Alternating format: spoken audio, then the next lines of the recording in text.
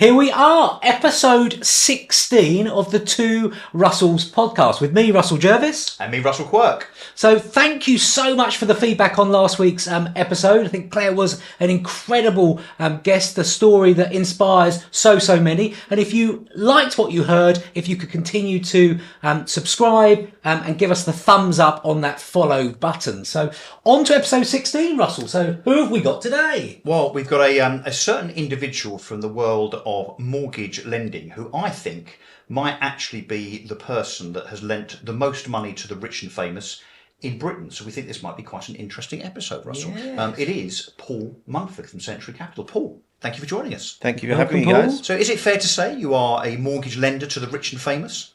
I mean, you've done some big deals. Yeah, we've done a lot of big deals. Obviously, we've been in business a long time. If you deliver consistently and you offer value and you offer good customer service, people will come back. And It just so happens that from the early days, we attracted an interesting following. Obviously, it's perhaps more diverse these days, but we have a very diverse following. And that included a lot of London-based people in the entertainment, real estate, finance industry who've gone on to do big things. And when we talk about kind of big deals at the top end of the property market, we're talking like really big. Well, so we said we're not going to mention names. The rich and famous shall remain anonymous, but for the purposes of this podcast, we're going to kind of refer to the principle of some of the deals that you've done. Because what I really want to get to, maybe I'm peaking too early here, Russ, you are slightly, is the biggest deal that you've done, which I think might be the biggest mortgage ever written in British history, which is how much? About 30, just under 30 million. But we've done several in the 20s, that sort of level. But if I take it back a bit, when I started my business in the kind of early 90s, I remember what got the bug for this. I think we did two transactions in very much early 90s that were the biggest mortgages at the time. One was £1 million in Mayfair in London on a house for 2 million. 2 million was a lot of money in those days. So we did a £1 million mortgage, that one. And we also did a big country estate for a hotelier, and that was a couple of £1 million. And that people were absolutely amazed at those sort of numbers at those days. And this was back in 1990. Yeah, we also did, which also helped get the bug for this, was the one of the most successful prime ministers of recent years.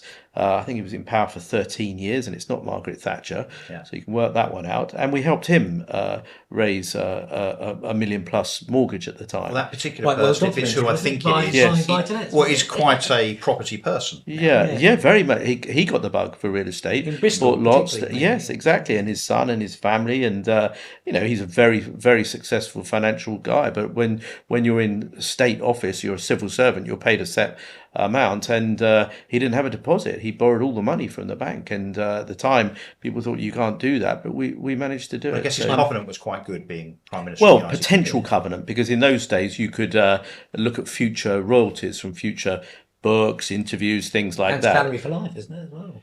You get a full salary pension for life. You get security for life. Yeah. But it's the money they earn afterwards from events and speaking. Yes, exactly. So there were certain transactions that, obviously in any business you want to run your own furrow. You want to create a niche for yourself. Not lending money to people either as a broker or as a lender is great, but let's go for a niche that you can really make your own. But to be clear, you're a lender now, but you were a broker. Yeah, in the 90s and the early 2000s, we were a broker, and it was quite interesting. I built a big brokerage business, lots of guys. It was very much go sort of boiler room sort of stuff. Prime London stuff. It was prime London, but it was also new build. It was also, there was the thing which it seems a million years ago, subprime. Yeah. I mean, the actual notion of something that's subprime, making that a market, it's like it seems a bit bizarre. But so we had all these kind of niches in the market, and we grew a very, very big business of new build, subprime, those sort of self-certification. People could borrow money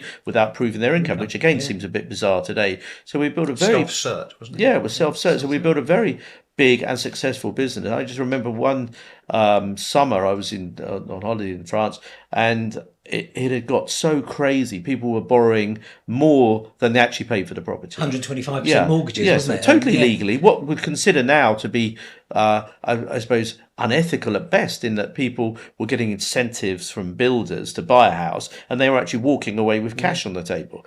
And I thought, this can't continue. I was also with a lot of like finance guys, hedge fund guys, and they were saying in America it's starting to blow up. And when America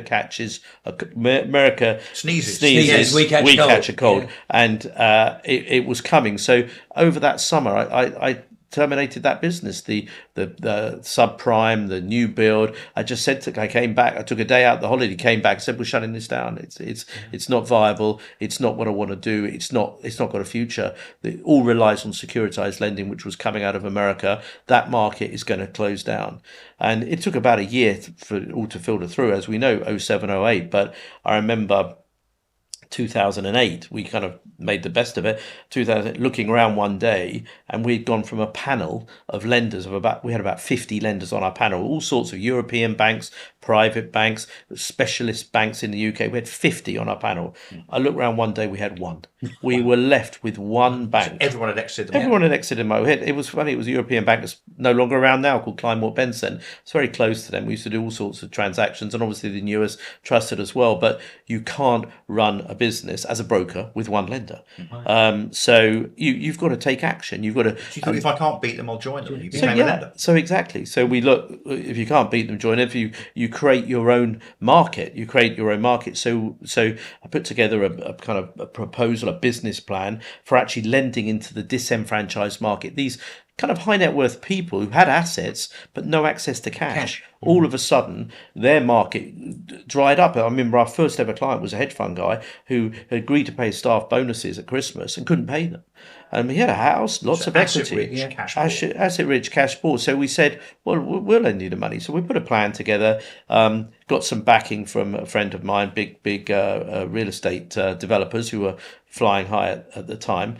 And we put together this plan to kind of make bridge lending commercial and attractive to regular people. Before then, it was something absolute last resort, or someone who really was turned down everywhere. Now we created a bridging product, which was more of a short-term loan, not really even bridging. It was short-term lending, based event driven. So someone's looking to sell a business, or they're looking to sell a house, or they're looking to refinance, any multitude of ways. And we thought, well, let's service that market. Let's give them an opportunity to borrow money. And we did. We went from, I think, 7 million we put into that business cash, and it grew to 700 within. As in the size of your book. The size of the book, which shows the demand. That's what it is now. Well, this was back in 2010, 9 and 10 when we started that business, because there was a lot of demand. People, this made the front page of the FT. We were front page of the FT because it was lending to entrepreneurs, to wealthy entrepreneurs that had no money, which sounds a bit of a misnomer. But the total opposite of what we would call bank lending, which is the whole kind of, what's the parody of Little Britain? Yeah. Computer says no. Yeah. Where, you'd put in income. Well, that's complicated because it's over here somewhere. Because obviously I'm trying to mitigate my tax position.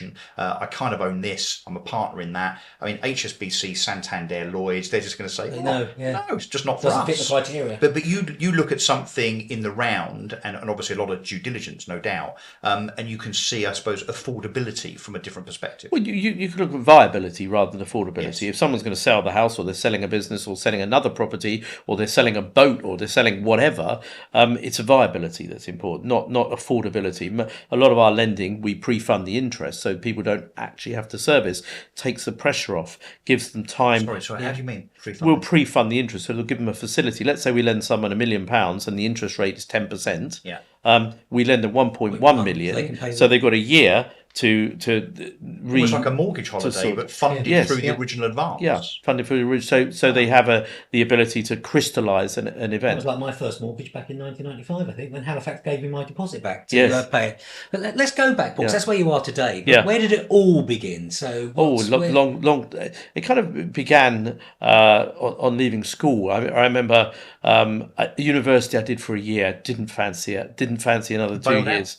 I bailed out. Did you? Very Zuckerberg. Yeah, exactly. And I came to London. The job market was very strong in those days. You would just look around, and I was quite into horse racing, and I was offered a job in the horse racing industry, which was kind of like a passion of mine. But I was also offered a job in insurance, and I should have taken. At the time, I fancied the horse racing, but the insurance paid more. It was in Mayfair, St James's. I love that part of the world. I still do. Yeah. So I thought, let's put on some red braces and get into, a go-go sort of business. Yeah. Insurance in those days was still very boring and very dull and very hierarchical. I imagine you brightened it up. Well, yeah, because I remember one day I had a boss, obviously, and she was an old battle axe, didn't really agree with her at all. took this complaint, whatever it was, about her way she'd done something, took it to her boss, and he said, "What you've got to understand here, Paul, is I will never take whatever you say above her. She is always right. You're never right. I'm not interested in what you've got to say." And it taught me that the way corporate Britain was like at the time was very hierarchical. Yes. Even if I had a very valid point, he wasn't listening to me. And very cronyist, very full of nepotism, no doubt. Oh, yeah. And then Lloyd's is still very much like that, isn't it? Yeah, I worked for a big insurer. And I do remember, actually, I'd lasted for, a year there or something. And I remember resigning. Not very long by the sounds of it. Yeah, it was a long time. And I resigned to the managing director. No, there was nowhere to go for me anyway. I resigned to the managing director. He said, "Have you thought about one thing?" I said, "What's that?" He said, your pension scheme." I said, "I'm 21 years old. I'm not interested in a pension scheme." I'll think about that in 20 years' time. Yeah, I want to be Gordon Gekko. Yeah. So from there?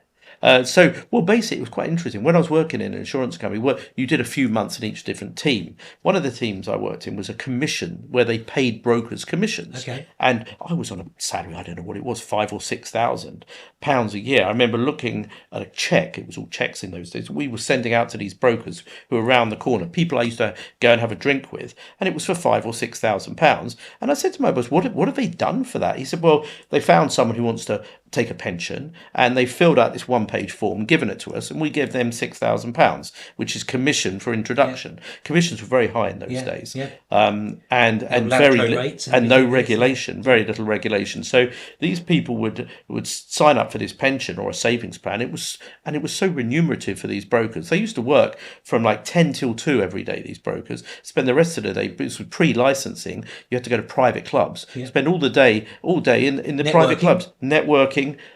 Most of them didn't live past 50. Literally didn't, but I was 20. I was fascinated by this, fascinated by the fact you can get a simple transaction like that and make a year's salary. So I love that story. Yeah, I saw the check and thought, right. So I said I'll go and do that. So that was the beginning of your journey chasing the money, really. Yeah, so I set up my own brokerage. I said, let's do this. So I set up my own brokerage under the wing of a London estate agency, and that became very, very successful. This was the late 80s, I suppose, mid to late 80s. One of these go London estate agents. And this was at the same time as Big Bang. Thatcher's allowing people to buy their own council house. House prices are going like that, so it's a boom time. And mortgage lending was very plentiful. And I remember, I think we went to about 70 people. I was 22 years old.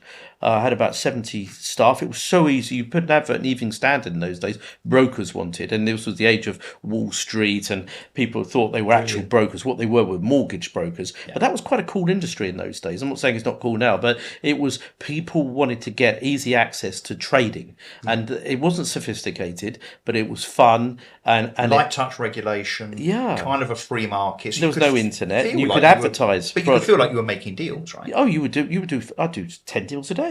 You'd have people queuing up to see you. We had an office with about 10 desks with 70 people in it. People were doing deals standing up.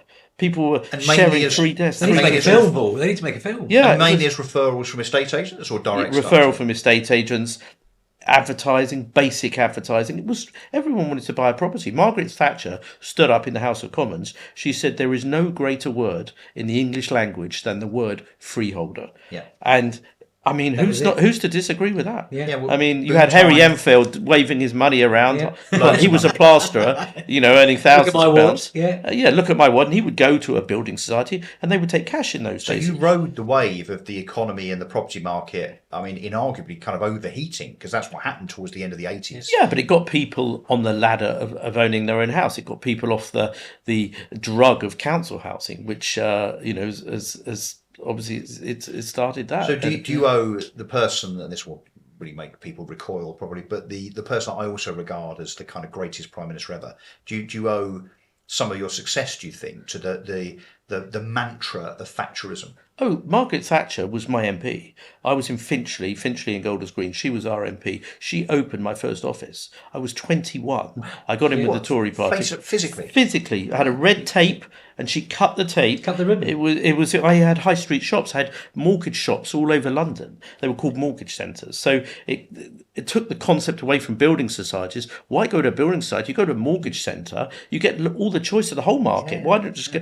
In those days, Halifax used to have queues for a mortgage. Yeah. They would call you after a year and say, "Oh, we've got some money. You've got an appointment now." Yeah. So we took all that away, funded mainly by American banks, and so we had these mortgage shops. And Margaret Thatcher actually opened our one. I've got lots of photos of me with her. She was wonderful. I supported the party then, and as a donor.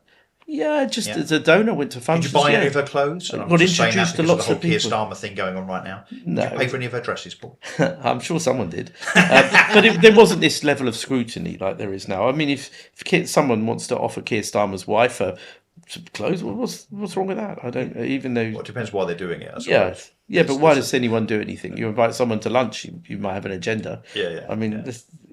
And this was the business you then closed down in 2008, or Well, yes, I that business still goes. We shrunk it substantially and just focus. It's what's called a family office now, so it looks after a number of high net worth families. I'm not involved with that. I own the business, but I'm not involved with it. It just looks after high net worth families with multiple assets, people across Europe, and the UK. So it looks after their assets, looks after their children as well. So it moved more to be a wealth manager, just focusing on debt structure. Well, you're the epitome of a self-made man, aren't you?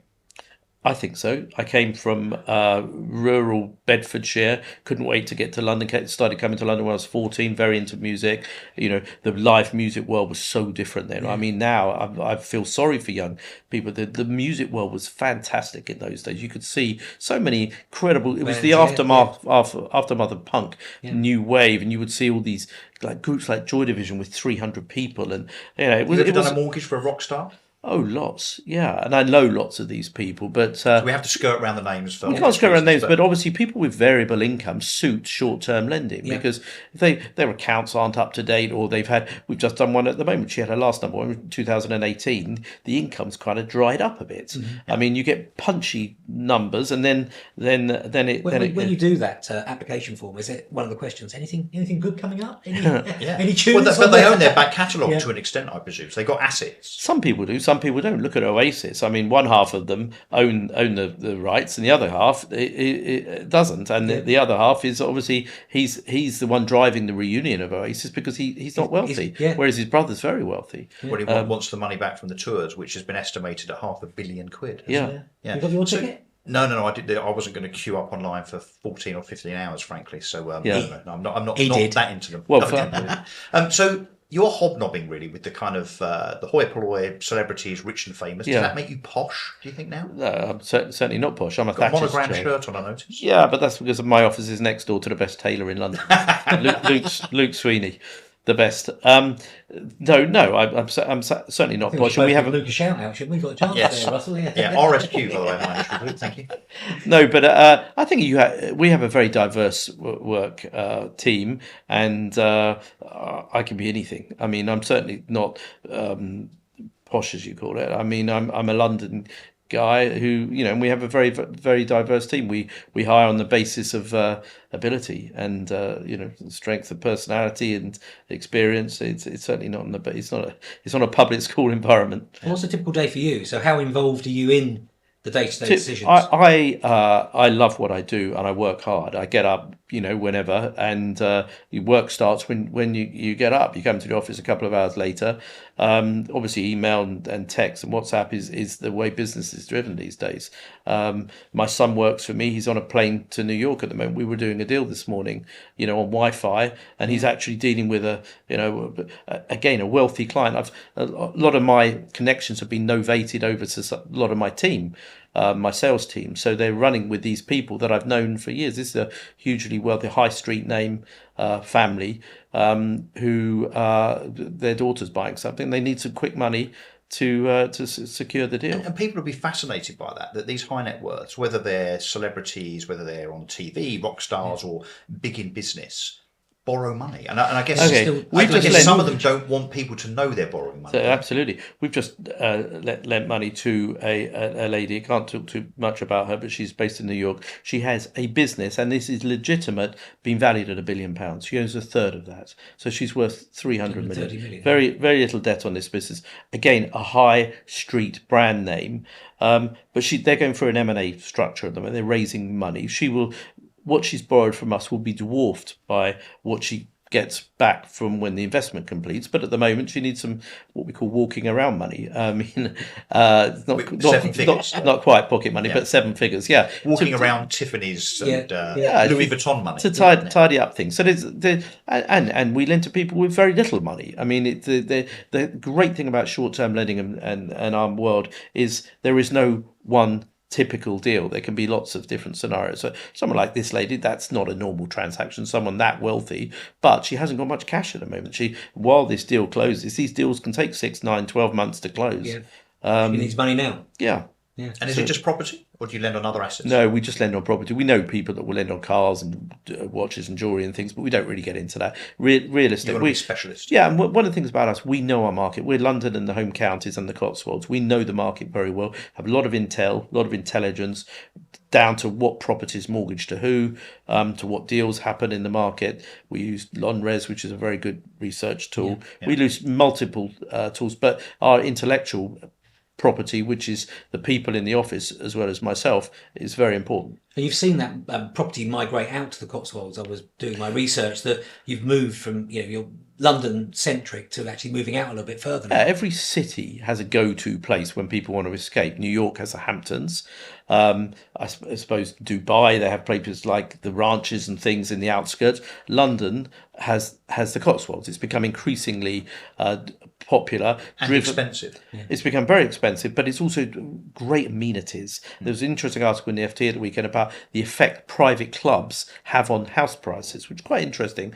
I saw one today, a house being advertised 28 miles from Soho Farmhouse. Well, it's not exactly on his doorstep, is it? No. But that's stretching the point a bit. But people are trying to use the amenity. But in the country, you didn't used to have a lot of amenity. You'd have a pub that might be good for Sunday lunch. Now you have London quality. But that's predominantly second homes, presumably. So your typical client would have something in Holland Park or Hampstead, but they'd also want something. Oh yeah, it's classic second home. But they'd want something. But with the changing earning pattern, working pattern, some people are working 3, 4, 5 days a week, making that the principal home and making London the 2-3 days sort of home. Yeah, it depends. It's an age thing. I think young people will use it more as a holiday home. But it's increasingly people having people we deal with 2, 3, 4 homes. I don't want to sound too.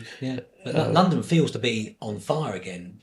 Where do you see the next couple of years going in the London market? What, in terms of real estate values? Yes, yeah. Well, I think London's I would say it's pretty neutral at the moment. There's always something round the corner. Obviously, we've had since 2015, which is still the peak of prime London values, 2015-16. We've had a number of, I suppose you would call them knocks. You had obviously George Osborne's budget. Now George Osborne, he is a man that was posh. George Osborne did not understand. But he comes from a posh family of wallpaper. So, but he's just he did not understand the middle classes, the working classes.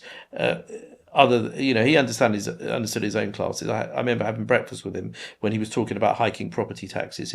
He thought property taxes would tax the Russian oligarchs and the billionaires that were, using London but not paying much tax. Totally got it wrong. Totally threw the baby out with the bathwater, and stamp duty went from 1% to 15% now if you're corporate. So he caused a lot of damage, no doubt about it. But then obviously you had Brexit, and you've also had other property real estate taxes since then by successive Tory governments. I mean, shortly before they got booted out, I had lunch with Michael Gove. I said, Michael, have you got a vendetta against property investors? Have you got a vendetta against buy-to-let investors? And he said yes. But you know who he blamed? George Osborne. They all blame George Osborne. And they never take the blame themselves. Gove could have turned it all around. Look at Gove trying to do levelling up in the north, spent billions of pounds. Every penny of it totally wasted. Well, not only do they not take the blame, they are not affected by their own decisions either because of that Now. bubble.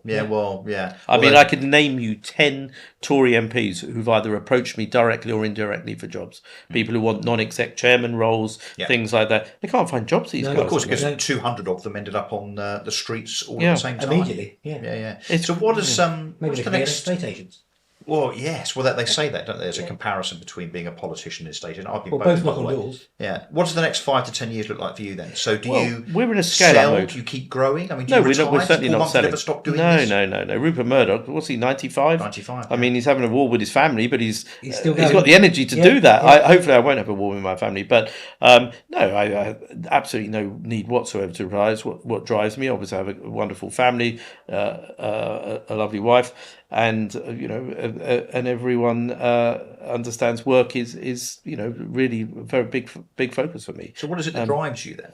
Well, drives is being the best. I mean, Usain Bolt, as he was, could run 100 meters in 12 seconds, or he could run it in 9 seconds. I mean, you want to do the best you can, and you want to end the week feeling you've put in a shift. You've achieved something. But how do you measure that? Is that measured by how much money is made and how big your No, revenue? it's not measured by how much money it's made. Or whether you're prominent as a business where you become a Century Capital, the go-to lender for a specific demographic or a particular type of property. You want to make people's lives better. I don't want to be too halo, but you want the borrowers, the customers, you want the outcome to be strong, to suit them, to solve their problem, and to everything to end happily. You want your staff to feel they work in a kind, nurturing, quality, successful environment. You want and you want to do the best for yourself. You want to know that you've achieved something. We've achieved some big numbers recently, and it's great to think we've.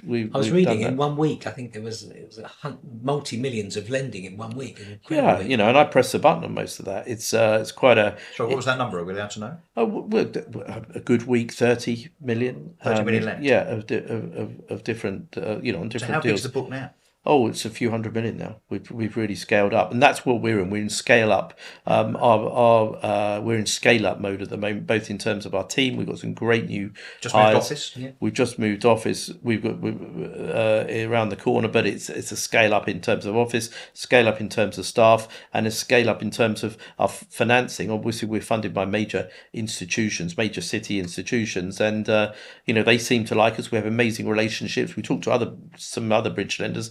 They're like, how do you get on with this lender, that lender? They give us hell. And I'm like, we have the most wonderful relationships. You've just got to do things properly. And the key basics from when my days as a broker still apply. You've got to get back to people. You've got to do what you say you're going to do. If you can't do something, if you've breached a covenant, and lenders have covenants, deal with it in advance. Don't deal with it. Don't deal with it after. Paul's relationships were epitomised by his very, very famous MIPIM dinners, which I had the privilege of attending this year, actually. Yeah. When that was the great and the good. Yeah. Very, very. We've you might even end up on the invite list. Yeah, maybe. But MIPIM's is a networking place for intermediaries. Worthwhile. It's worthwhile. Some people say it's just a piss up. So I think it's changed. I think the whole environment, things generally, social, entertaining in the financial world has changed tremendously. And everyone's that's a good there. thing. The corporates, the hustlers that are trying to. It's much more diverse now. They're doing things, ladies in MIPIM, and it's becoming. It used to be 99% guys, but no, it's. Do you find it useful? Yeah, very good. Yeah, we take a team. How do you manage to indulge in your other passions then? Have you still got the racing and the music? Is that still something? Yeah, but just as a hobby, I don't own horses. I've owned horses in the past, but it's not what I do now. No, I like traveling like other people. Obviously, we're fortunate. Own a business where I can work remotely. You're a car lover. Yeah, you and I are kindred in that respect. I like cars. I like, I suppose a lot of people look at the old days. We were talking about music and we were talking about cars. Things were better then. I know we look at it with rose tinted glasses, but Russell and I have a lot of vintage cars, and it's amazing the simplicity and the uniqueness. I don't know if you saw. I don't want to talk about Ferraris, but there's a new electric Ferrari, the 12-cylinder that's just come out. I mean, it looks like a Kia. I don't know if I'm not fond of Kias. And it's probably £500,000. I just finished the Grand Tour episode yesterday, the final one. They're in the Lancia and the Triumph Stag and the Ford Capri. It was fantastic. Well, it's fair to say, and it's maybe a whole different podcast, but cars are not what they were. They used to be. There was a passion behind whether it be a Ferrari, and they smelt. But now cars today's don't all look smell the same, and they're all going bloody electric, which I'm not a big fan of. I have to say. No, I don't do electric. The culture of Century Capital, I don't know it, but it sounds to be one of drive, fun, and a great place to work. How do you sum it up? It's excelling. It's going above and beyond. It's overachieving. I don't want to sound too over the top, but it's out overachieving in our sector. I mean, we're in a hurry. We've got a great team of people also in a hurry. People want, life's short. I mean, we've got a lot of plans. And talking of life being short, in your life, who's inspired you the most? Do you think what individuals have inspired you along the way? I think apart from Thatcher. Well, yeah, that's an interesting one. In different sectors, you've got different people. You have obviously in sport, you look at people like Lionel Messi who've just gone over and beyond what anyone's ever done in their sector before. And you look in finance. I'm trying to think who I particularly admire in finance, but there's some big people in property, the John Hunts of Foxton's fame, people like that have done what you've done, started something from nothing, made it big, exited, and done. I think the key to someone like John Hunt as well, they never let ego get in the way, which is important for me as well. Ego getting in the way. He sold his business for a lot of money, could have bought it back for very little. A lot of people would have succumbed to that, and then effectively lost money. And he didn't want it. He understood his limitations. He was done. He was done. He understood his. And he's turned that 300 million now into a property fortune worth at least $1 billion. But he saw the next big thing. He saw the next big thing, serviced office, and it's interesting. I was with a client last week, and he became very big. Unfortunately, lost a bit of money. Now he knows his limitations and is developing on a much more realistic scale and doing incredibly well. And you've got to know your limitations as well. Like being a public company, being a Richard Branson, that's never what I wanted to do, because you're beholden to the institutions, the bureaucracy, and risk. I mean, someone like Richard Branson, for instance, has been incredibly lucky. I mean, he's a great businessman. But he's taken lots of risks that perhaps aren't quite as public in terms of the failures, but people know him for the successes. But that's kind of what it's all about. No, I generally think that actually you have a very inspiring journey. I mean, the fact that you've gone from being quite a precocious 21-year-old, jumping over your boss to go and complain about them, which presumably you probably wanted a job, I suspect, to building something that you've built, pivoting from broker to lender, and now lending the rich and famous money for I think you houses. become a bit mature. I was precocious and probably arrogant when I was, driving fast cars when I was 21 and things like that. All earned, nothing inherited, but not everyone likes that sort of thing, and I certainly wouldn't encourage my children to behave like that. The boss's boss was the one that actually drove you on, wasn't it? Yes. I'll always back her over you. Yes. Right. I'm backing out of this. Yes. Watch me fly. Fascinating story. Paul, thank you. Yeah. Brilliant. Okay, I think we're done. Until the next one. Absolutely fantastic episode. Hope you enjoyed that. Episode 17 coming up soon. Paul Munford, thank you so much for coming on today. Really appreciate it. Great. It's been an absolute pleasure. It just leaves me to say it's good night from me. And good night from him.